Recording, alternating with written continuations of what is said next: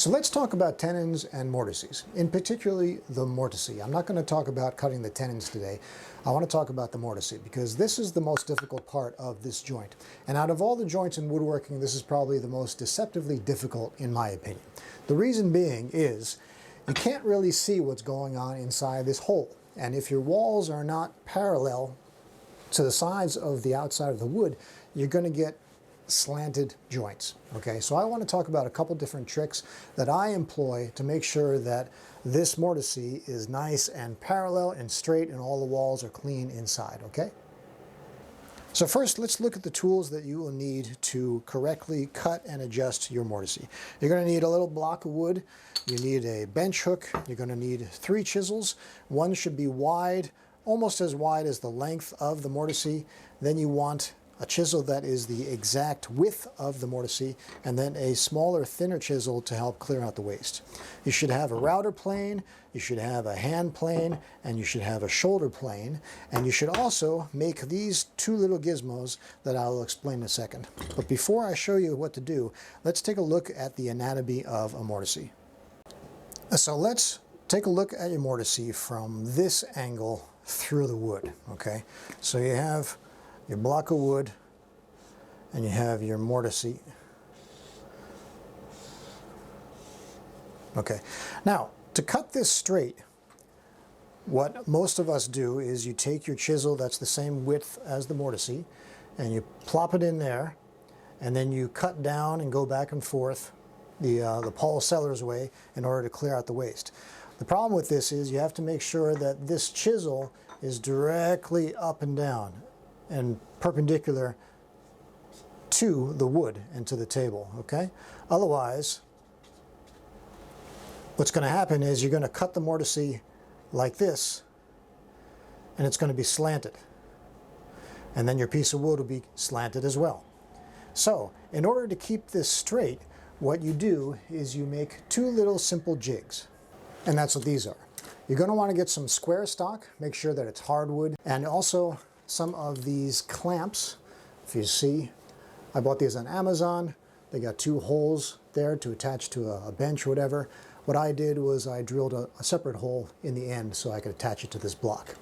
Then what you want to do is get your mortise,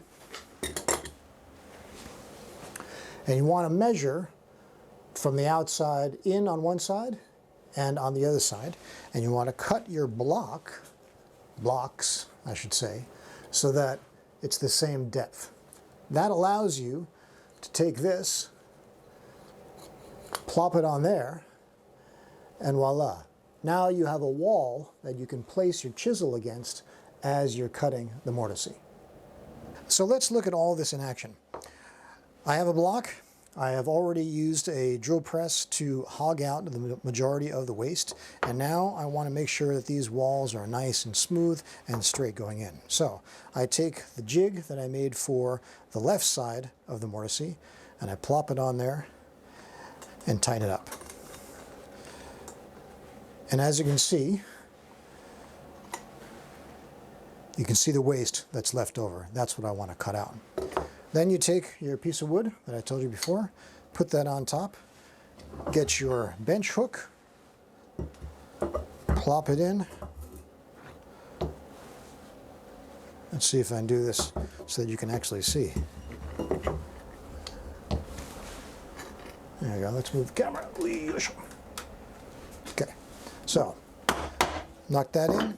Then you're going to want to take your wide chisel, put it right up against that block, and bring it right up to almost the end of the mortise. Not quite.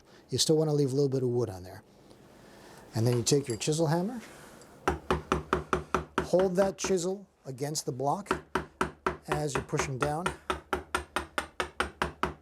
and that'll cut the wall perfectly straight and flat.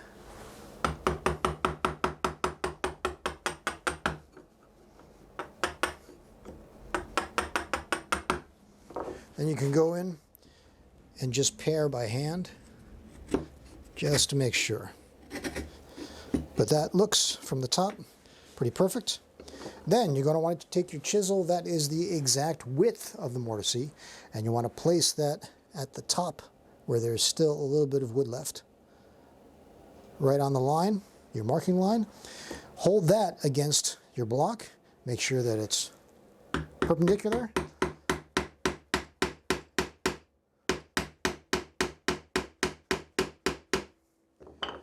And cut down. And then do the same thing on the other side.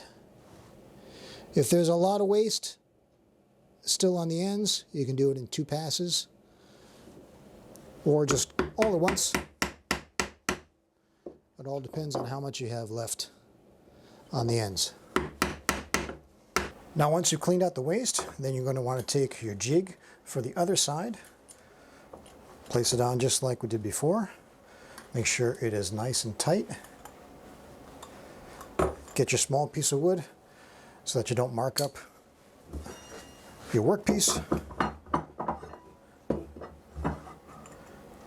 Clamp that down, and then get your wide chisel again and pare down. You can go by hand if there isn't a lot of wood. And that is all there is to it. Take that out. Take off your clamp and use a small chisel to clean that out. And you have a mortise that's pretty much perfect. Then you just have to adjust your tenon to fit. So one thing to be careful of is when you sharpen your chisels, if you put a back bevel on the back of the chisel, on the flat part, using a ruler, using the ruler trick. I'm not sure if you know what the ruler trick is. I know Rob Cosman has a video on sharpening. He explains it where you put a ruler at the very end on the flat block when you're shining up the back, when you're taking off that burr, and that puts a slight back bevel on the chisel. Makes it a lot sharper, makes it a lot easier to use. However, when you're using these blocks, if you have a back bevel on the chisel, what's going on here? I see. What's going to happen is that back bevel will in effect cause the blade to be off of the block. So even though you're using a block to go down straight, that little back bevel will mean that the blade is cutting off outside of the plane that you want to be cutting in. So if you have back bevels on your chisels, make sure that you polish that up and get rid of the back bevel before you try this, otherwise it's not going to work that well. So I'm in the process of building this dresser right here. I'm in the middle of making the base and the feet, and there's a lot of mortise and tenon joinery, so that's what gave me the idea to make this video, just to show you how I do it. I'm not sure if I'm going to do a video on the entire build or not, but more of the difficult aspects, maybe I will, just to show you how I build things. So I hope that helped. For the veterans out there, I know this is all stuff you know already, but for people that are just getting started, I know when I just got started, the tenon and mortise was one of the hardest joints for me to master because my limbs were always bent because I was doing it freehand and I could never get the mortises straight inside. So this really helped when I learned this technique. So I hope it helped somebody, and I'll catch you in the next one. Thanks.